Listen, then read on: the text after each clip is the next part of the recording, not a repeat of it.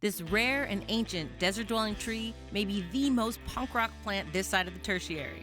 It doesn't give a frig about anything. Frigid winters, scorching summers, drought, waterlogging, salty and alkaline soils, and especially not the man.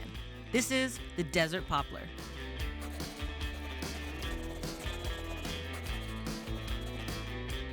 Hey, I'm Tasha the Amazon, and you're watching Floralogic. Populus euphratica, otherwise known as desert poplar, lives fast and dies young. In true punk rock fashion, these trees are non-conformists, since they're one of the only trees in the world that naturally grow along the river valley in dry, unforgiving deserts. We spend a lot of time on this channel talking about animals' well-being, but we want to make sure that we don't forget about our own. Let's take a moment to talk about mental health. If you think you might be feeling depressed, stressed, anxious, or overwhelmed, you're not alone. Today's sponsor, BetterHelp, is here to help you. BetterHelp offers more than 25,000 licensed therapists who can help you with a wide range of issues. To get started, you just answer a few questions about your preferences and needs in therapy, and BetterHelp matches you with the right therapist from their network. You can message your therapist at any time to schedule a live session via phone, text, video, or chat. And if your therapist isn't the right fit, you can switch to a new therapist at any time with no additional cost. With BetterHelp, you get the same professionalism and quality you expect from in-office therapy, but with a therapist that's custom-picked for you, more scheduling flexibility, and a more affordable price. Get 10% off your first month at betterhelp.com/animalogic and join more than 3 million people who've taken charge of their mental health. Desert poplar is a deciduous tree that's part of the Salacaceae family, better known as the willows. It shoots up quickly, up to 15 meters tall, and can reach maximum widths of over 2 meters in the right conditions. These trees are true rebels, from root to canopy. Their trunks are rarely straight, bending at odd angles. They're frequently more bushy than tree, and even their leaves are heteromorphic, meaning that they don't conform to a single shape. Not like those other sellouts. I'm looking at you, Maple. Desert poplar can be found from North Africa and the Middle East, all the way to Central Asia and as far as Western China. This tree also goes by Euphrates poplar, which comes from the Euphrates River that flows through Western Asia, the heart of this tree's wide range. Desert poplars have been popping up along riverbanks in their home habitats since the Tertiary period, which ended around 2.5 million years ago.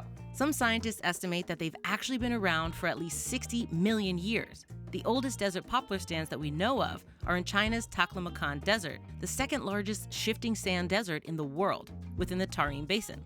This is where you'll find the largest distribution of desert poplars in the world, with more than half of their entire population living here. Even though desert poplars live in the desert, they are riparian trees, meaning that they grow on the banks of rivers. So while you might conjure up images of lush palm trees shimmering in the distance when you think of a desert oasis, from now on you can also imagine some gnarly poplar trees. The Tarim River, which flows through the Tarim Basin, is a constantly shifting river, often changing length or even occasionally course depending on conditions. Thanks to high winds, the desert landscape in Tarim Basin changes more often than my hair. Not only do the poplar forests here boast the highest plant biodiversity of any desert region in the world, they're also essential for holding back further desertification, stabilizing sand dunes and riverbanks, and minimizing sandstorms. After going up against these trees, the wind is definitely like, let's blow this poplar stand. Eh? Desert poplars can thank their huge roots for giving the wind a run for its money. Burrowing 6 to 8 meters underground and spreading out dozens of meters under the surface, these roots grip the sand and soil around them. Even after the tree has withered and died, the roots still hold on tight. Their roots place desert poplars squarely in the category of phreatophytes, which are plants that have long roots that tap into the phreatic zone, or its fringes. This is the zone deep underground that's completely saturated with water. They need these extensive roots to be able to soak up as much water as they can in the dry environment, allowing them to live long after the rivers on the surface have dried up. Water plays a huge role in the growth of desert poplars. When the supply is abundant, these trees grow super quickly. When the supply dries up, the growth slows down. Water is also how desert poplars sprout their next generations. In the Tarim Basin, their dandelion-like seeds are carried off by the wind and end up in the water during flood season. The seeds germinate when they're deposited on the riverbank. The little seedlings will often sprout in lines or belts, showing exactly the outline of the floodwaters. To germinate, the temperature has to be between 25 and 30 degrees Celsius. The soil has to be sopping wet, and the water should have very little salt. If the conditions are just right, these little desert Goldilockses have a germination success rate of 80%. While not classified as a halophyte, plants that can endure extremely salty conditions, desert poplar can grow in soil with 2% salinity and survive in soil that has up to 5% salinity. To give you an idea of how salty that really is, seawater has a salinity of about 3.5%. For even more context, water that has more salinity than 0.12% is considered undrinkable for humans. Scientists have managed to unravel the entire genome of the desert poplar to understand the genes that are responsible for making it such a salt-tolerant Sally. This work also furthers our understanding of how trees respond to salt stress. I personally respond to salt stress with some tequila and lime. The ecosystems these poplar forests create are rare and are home to other plants like Russian olive, camel thorn, and salt tree, with desert poplar being the keystone species. Keystone species define or even completely support the entire ecosystem. Without them, the system would be changed forever or even collapse.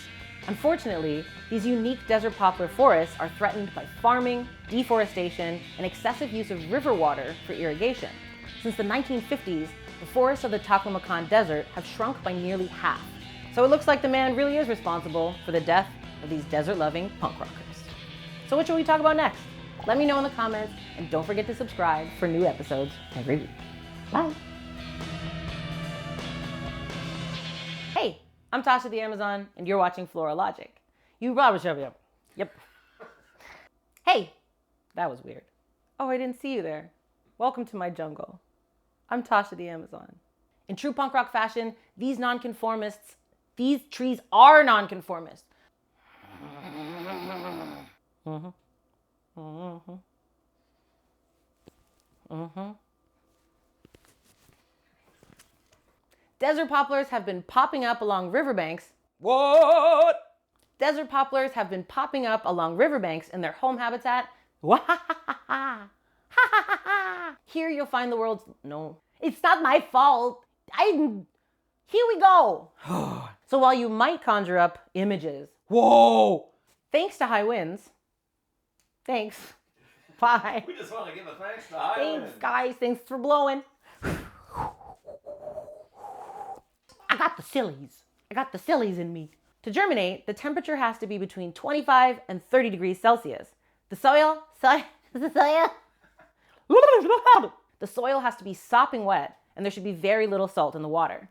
If the condition... Unfortunately, these unique desert forests... So what should we talk next? No!